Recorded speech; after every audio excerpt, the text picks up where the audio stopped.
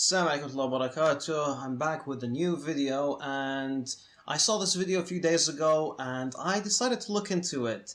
I was quite surprised to realize or to come to the conclusion that David's argument against Islam would lead me to finding an argument for Islam that I honestly never thought of. I was blown away by this.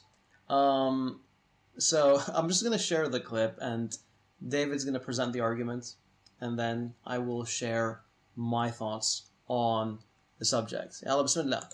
What do you call scholars who tell you that a book with missing chapters, missing passages, missing verses, missing phrases, missing words, and countless changes has nevertheless been perfectly and miraculously preserved? You call them liars. Practically every Muslim you'll ever meet will tell you that the Quran has been perfectly preserved right down to the letter from the time it was revealed to Muhammad. What's interesting is that the further you go back in Islamic history, the more you find Muslims admitting that the Quran has changed. If you go all the way back to the companions of Muhammad, they had endless stories about how they failed miserably to preserve the Quran. Let's look at an example. In Sahih Muslim 2286, Muhammad's companion Abu Musa talks to the Quran reciters of Basra, a city in Iraq, and he tells them about two lost chapters of the Quran. Abu Harb ibn Abu al-Aswad reported on the authority of his father that Abu Musa al-Ash'ari sent for the reciters of Basra. They came to him, and they were 300 in number. They recited the Quran, and he said, "You are the best among the inhabitants of Basra, for you are the reciters among them. So continue to recite it. But bear in mind that your reciting for a long time may not harden your hearts, as were hardened the hearts of those before you. We used to recite a surah which resembled in length and severity to Surah Bara'at. I have, however, forgotten it, with the exception of this, which I remember out of it. If there were two valleys full of riches for the son of Adam, he would long for a third valley, and nothing would fill the stomach of the son of Adam but dust." Alright, so firstly, the common answer to this, which is the answer that I adopt, is that this chapter was abrogated. That's the classical position. So the argument for that's really simple. Basically, this specific verse that speaks of the son of Adam having valleys of gold or valleys of wealth, this specific verse was memorized and documented by, according to Suyuti, 15 companions. That's quite a high number. And yet, it never got into the Quran. Now, there's nothing controversial about the verse. There's no reason for someone to hide the verse away or anything like that. So, yes, the traditional Islamic answer is this verse, or excuse me, this chapter was abrogated. And that in itself would be convincing to any Muslim. Now, before even getting to my arguments, I want you to be aware that the concept of abrogation is not something that's specific to Islam. It's something that existed in Christianity. Previously, you have, of course, the laws of Christianity abrogating the laws in Judaism, right? You even have specific examples of works that were abrogated because they were not important in Judaism. So this is not something that's exclusive to Islam.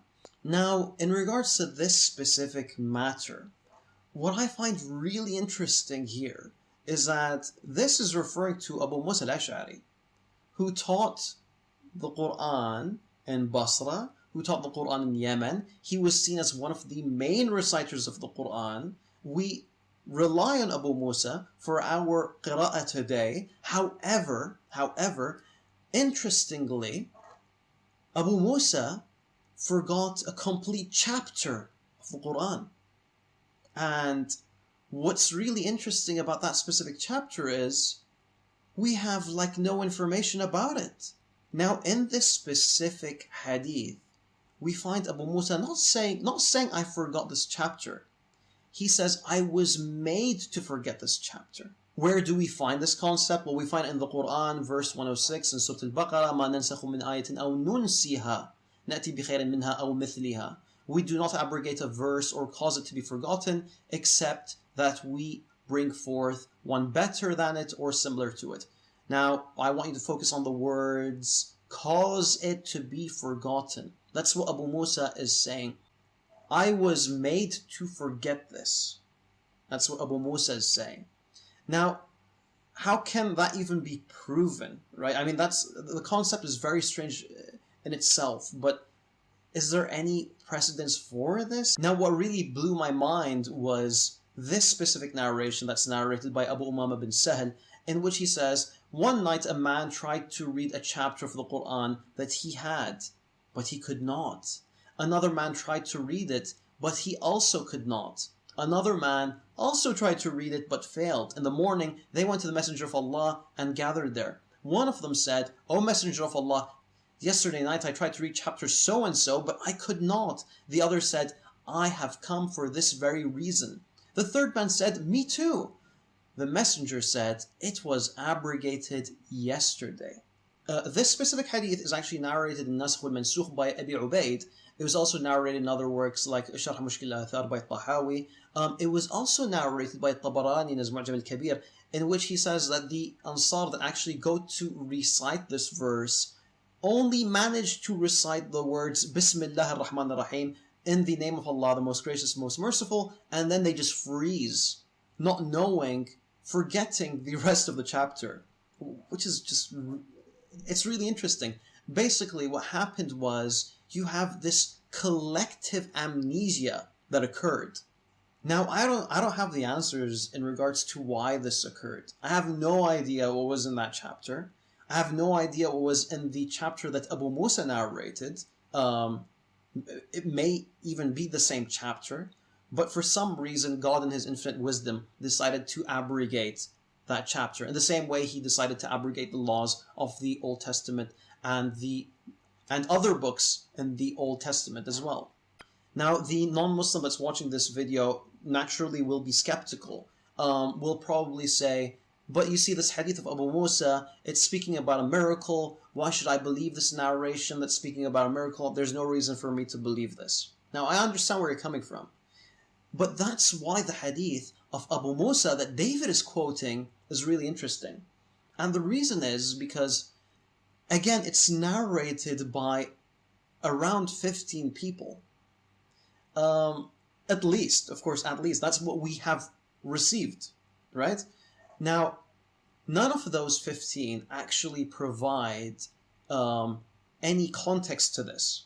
They simply say stuff like, oh, I heard Rasulullah ﷺ recite this verse that speaks of the son of Adam having 2 valleys of wealth, right? And you have them narrating this, and it's preserved arbitrarily. It's narrated at different times in different places. So yes, you have Abu Musa narrating this in Basra, Ibn Abbas Ibn Zubayr narrating this in Mecca, you have Zayd bin Arqam narrating this in Al-Kufa, and of course you have the rest of the Sahaba narrating this in Al-Madinah. That's really interesting. They're narrating this without a context. None of them are arguing that there is a collective amnesia going on. However, there's absolutely no trace of this chapter. We don't know anything about this chapter except for this one verse. Subhanallah. Now, there's one last thing that comes to mind, which is, why does this verse exist? Why do they all remember this verse? And why have they all forgotten the rest of the chapter? Now, it seems to me like, Wallahu a'lam, that Allah subhanahu wa ta'ala has left this as a trace to point to there being something there once, and now it's all gone. Subhanallah. And subhanallah, I mean, I wouldn't have even come across this if it weren't for our good friend, David Wood. So thank you, David. I really appreciate this one. Trust me, I wouldn't have come across this if not for your video. So please keep it up. I'm enjoying, I'm learning, I'm hoping that everyone else is enjoying the show as well.